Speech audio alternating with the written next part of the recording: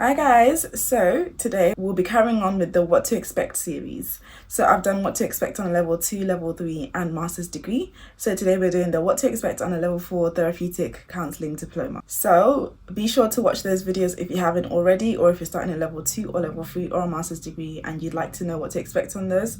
Be sure to watch those after this video. I'll have them linked in the description box and at the end of this video. But anyways, let's get into level 4. So first thing to know, before you do a level 4, of course you must have done a level 3 previous, and prior to that you can't just jump on a level 4 like you can just jump on a level 2 or a level 3 in some cases.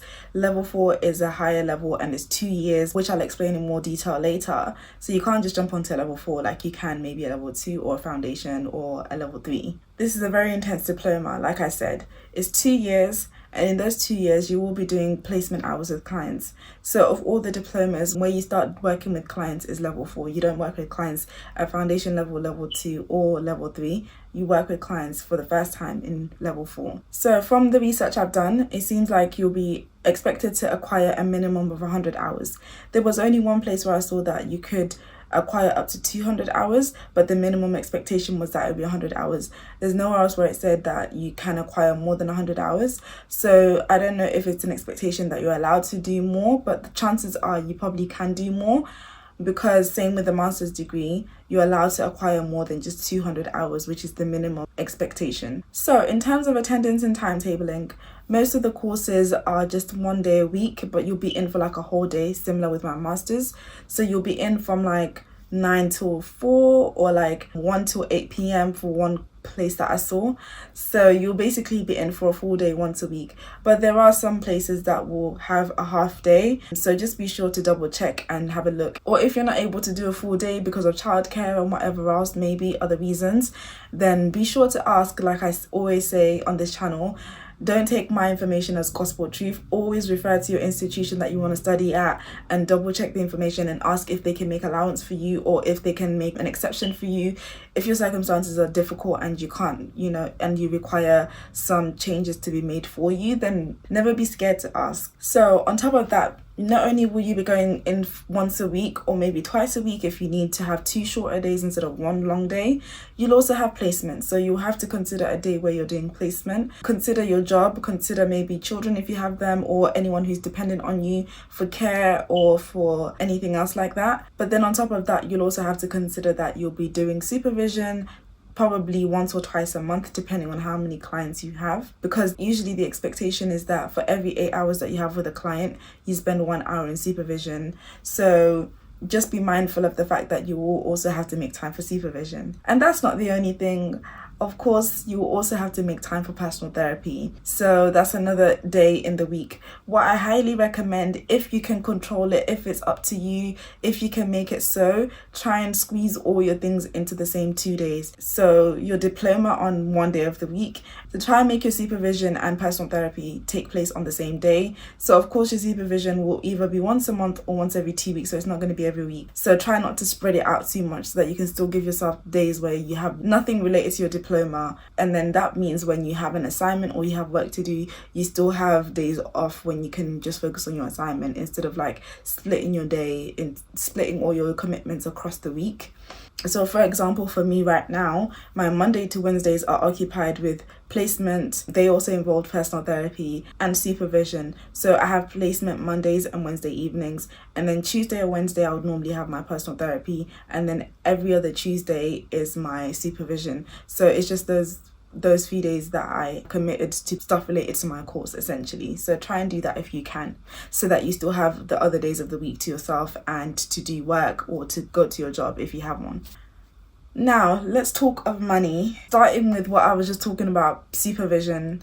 Supervision is one of those things that you'll definitely have to consider outside of tuition. Of course, we're not going to mention tuition because I have like videos already dedicated to tuition and the cost of courses and things like that. So supervision you'll definitely have to pay for unless your placement can pay it for you. So if you've watched my vlogs and my other videos, you know that one of my placements that I did at the school, they paid for my supervision, but the placement I'm doing at the moment, I pay for it myself. Some placements will pay for it, some won't. If your budget doesn't allow you to, pay for supervision, try and find a placement that has supervision that's already paid for. I already talked about level 4 diplomas generally range from around £1,000 to £4,000, and like I did speak about in a previous video, you can get an advanced learner loan, and you can also get a bursary to help with the cost of the course. So things like therapy, supervision, travel to placement, so on and so forth. Like I mentioned, you will have to do personal therapy as part of the course.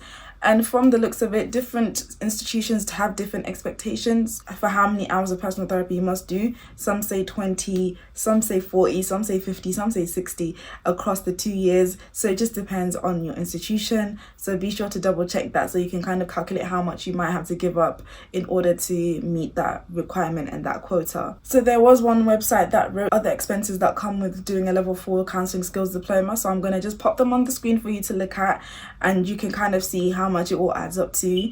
And some of these prices are annual, some of them are weekly, some of them are monthly, so be sure to take that into consideration when you're calculating the total cost of doing this course on top of the actual tuition fees. And remember, this course is split across 2 years, so keep that in mind when you're calculating this as well, that you will have some summer breaks or you will have some holidays in between where you might not necessarily be doing placement. You'll probably have to do therapy ongoing, but just keep all of that in mind. So I know that I've mentioned that you'll be doing placement on this course, but of course other things that you will learn. So when I was looking at all the different institutions, all of them seem to have the same curriculum, same syllabus, if you will. And this is kind of what I saw, so I'm going to put it on the screen as well. So some of the things that came up were working ethically, safely and professionally as a counsellor, working within a counselling relationship, working with client diversity, self-awareness in the counselling process, diversity in counselling work, having a coherent framework of counselling theory and skills, and the ability to be self-reflective as a counsellor, and user-centered approach in counselling.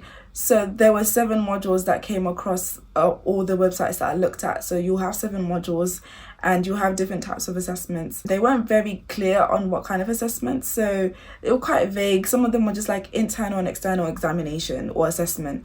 Like, okay, what does that mean? Some of them said that you'll have like a 30-minute recording which will then analyze, kind of like a process report, explaining what you did and why you did it using theory and evidence and backing it up with research. Some of them included doing a role play which you then record and analyze, and you had to keep a portfolio. Some of them expected you to do a reflection journal. So there's lots of different types of assessments that you can expect on a level 4 therapeutic skills diploma. So the last thing I want to speak about is the age allowance for this course. The youngest allowance that I've seen for this course is 18 or 19 for some websites. Some websites say you can only start at 19.